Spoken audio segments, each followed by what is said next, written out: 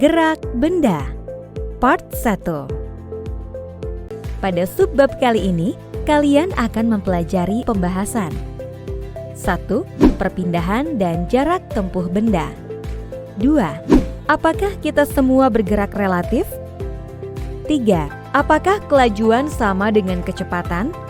Kenapa orang jarang menyebutkan kelajuan? 4. Adakah faktor lain dari gerak benda selain kecepatan?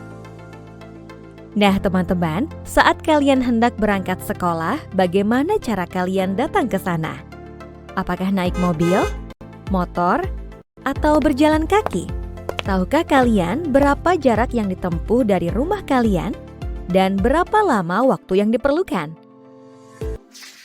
1. Perpindahan dan jarak tempuh benda. Ketika kalian berangkat dari rumah menuju ke sekolah atau berpindah posisi dari tempat duduk depan ke tempat duduk pada bagian belakang, kalian dikatakan telah bergerak. Jadi, apa sesungguhnya gerak itu menurut kalian? Kita dapat menggambarkan gerak sebuah benda secara mendetail setelah kita mampu mendefinisikan besaran-besaran gerak untuk benda tersebut. Dengan mengetahui besaran gerak tersebut, kita akan mengetahui pada saat tertentu benda berada di mana dan bergerak ke arah mana. Besaran-besaran gerak yang pertama kali perlu diketahui adalah posisi, perpindahan, dan jarak tempuh. Agar dapat menjelaskan gerak benda secara lengkap, kita memerlukan bantuan sumbu koordinat. Tentu kalian sudah kenal dengan sumbu koordinat Kartesian dengan lambang sumbu X dan Y, bukan? Koordinat Kartesian digambarkan seperti simbol tambah yang besar, terdiri dari garis horizontal mendatar yaitu sumbu X dan garis vertikal tegak yaitu sumbu Y. Kemudian terdapat 4 bagian, yaitu sebelah kanan adalah sumbu X positif, sebelah kiri adalah sumbu X negatif, sebelah atas adalah sumbu Y positif, dan sebelah bawah adalah sumbu Y negatif. Jumlah sumbu koordinat yang digunakan bergantung pada arah gerak yang akan kita bahas. Jika benda hanya bergerak pada lintasan berupa garis lurus, maka kita cukup menggunakan satu sumbu koordinat. Misalkan pada sumbu X. Gerak semacam ini sering disebut gerak satu dimensi atau disebut satu arah pandang. Pada bab ini, kita akan membatasi pada gerak satu dimensi dengan posisi, dilambangkan dengan simbol X. Misalkan, rumah kalian sebagai posisi awal, yaitu sebagai tempat kalian mulai bergerak, disimbolkan dengan X0. Dan sekolah sebagai posisi akhir, disimbolkan sebagai XT. Sampai di sini, apakah kalian tahu apa pengertian posisi itu?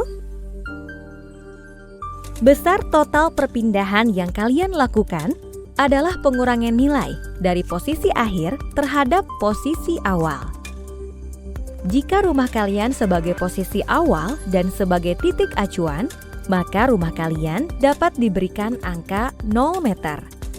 Adapun posisi sekolah terhadap rumah kalian, misalkan memiliki nilai 100 meter.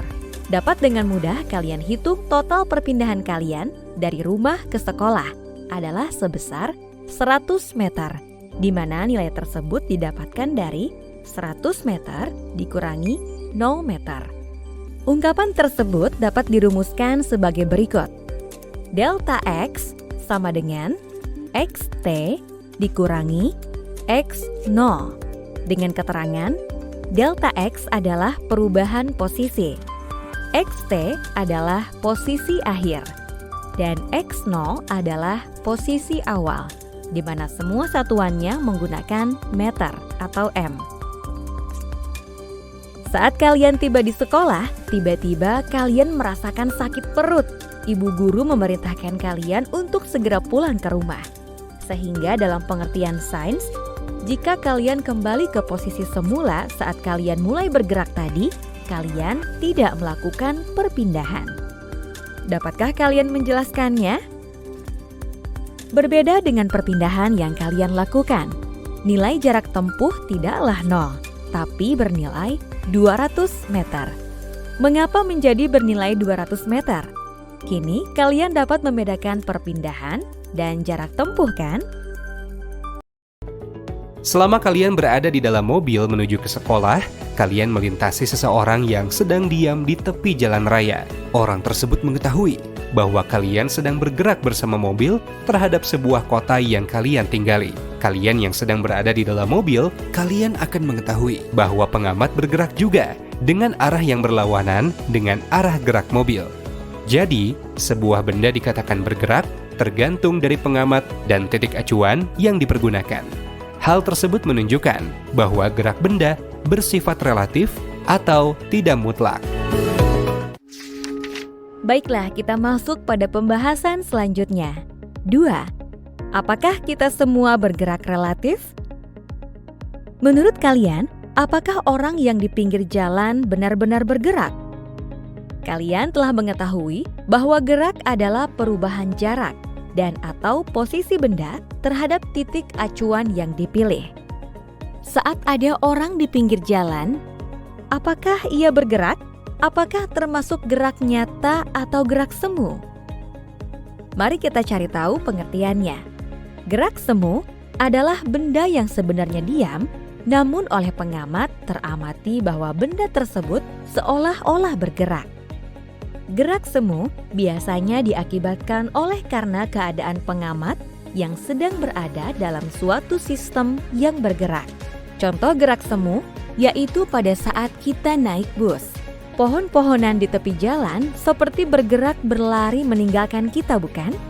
Padahal sebenarnya yang bergerak adalah bus saat kita sedang berada di dalamnya. Jadi, kita semua bergerak relatif.